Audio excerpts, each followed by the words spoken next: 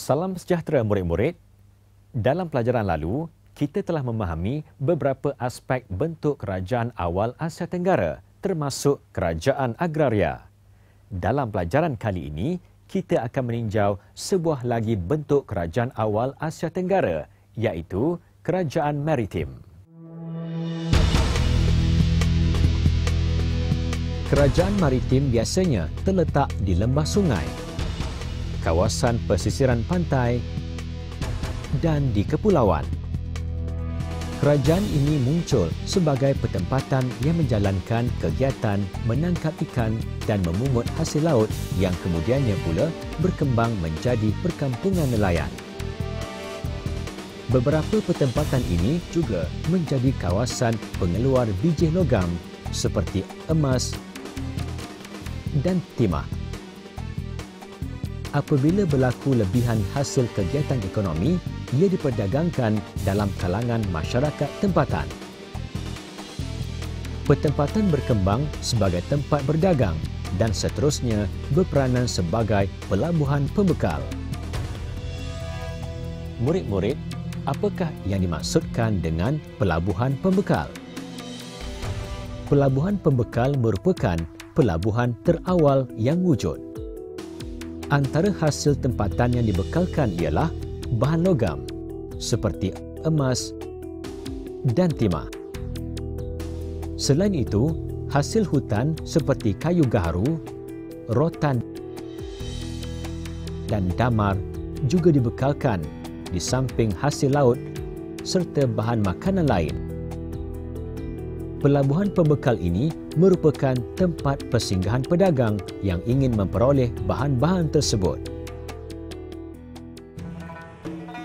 Tahukah murid-murid, ada antara pelabuhan pembekal ini yang berkembang dan menjadi pelabuhan kerajaan. Ini berlaku apabila wujudnya kerajaan di situ. Contohnya, Kedah Tua, Champa, Langkasuka dan Sriwijaya. Namun, pelabuhan kerajaan masih lagi berperanan sebagai pelabuhan pembekal dan tempat berdagang. Pada tahap awal, pelabuhan kerajaan menjalankan perdagangan dengan kawasan berhampiran.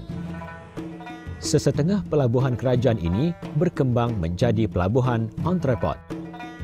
Antara peranan pelabuhan entrepot ialah membekalkan hasil tempatan dan hasil kawasan takluknya kepada pedagang antarabangsa.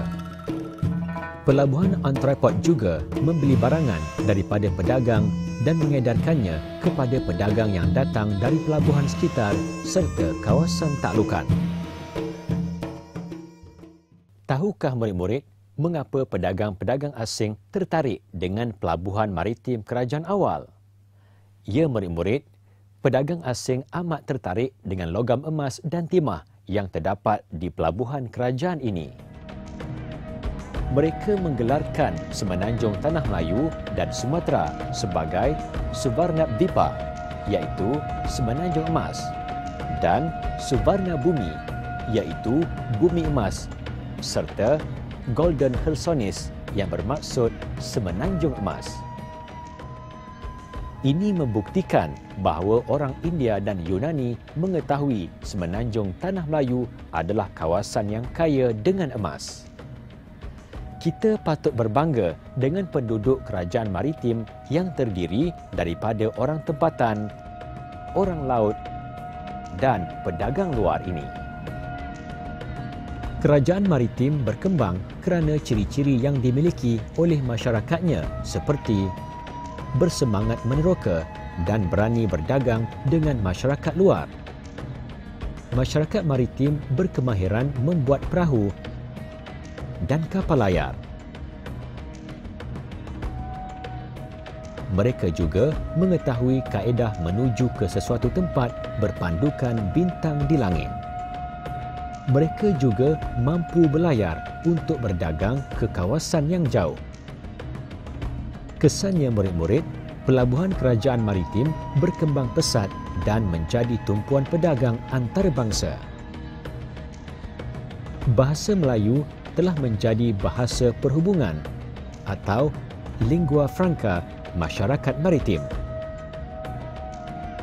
Pertempatan maritim orang Melayu telah muncul sebagai kuasa politik yang besar seperti Champa dan Sriwijaya.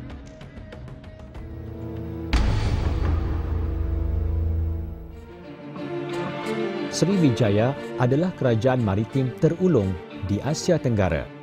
Perkembangan kerajaan ini disebabkan oleh Sriwijaya mempunyai angkatan tentera laut yang besar, dianggotai oleh pelbagai golongan rakyat dan orang laut. Tentera laut ini berfungsi mengawal perdagangan di Selat Melaka dan keselamatan kerajaan. Selain itu, Kerajaan Sriwijaya juga mempunyai pelabuhan yang baik berkedudukan strategik di Selat Melaka. Keadaan ini menjadikan tempat persinggahan untuk kapal yang berdagang di antara India dan China. Kerajaan Sriwijaya juga membekalkan pelbagai barangan untuk didagangkan di pelabuhannya yang diperolehi dari kawasan pemerintahan dan taklukan. Akhir sekali, yang menyumbang kepada perkembangan Kerajaan Sriwijaya adalah masyarakatnya berkebolehan menghasilkan kapal-kapal besar untuk tujuan perdagangan.